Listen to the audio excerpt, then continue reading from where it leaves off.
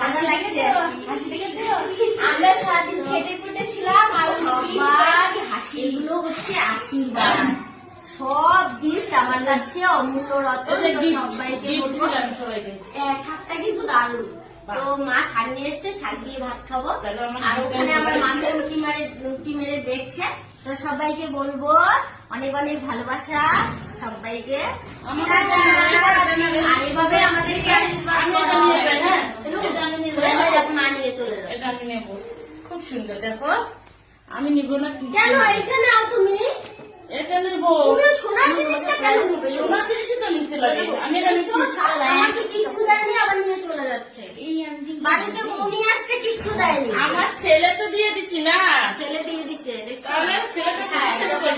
ছেলেকে দিয়ে দিয়েছে, মা আছে বলে ছেলে মানে এত ভালো স্বামী পেয়েছি, এটা আমার জীবনের ধন্য।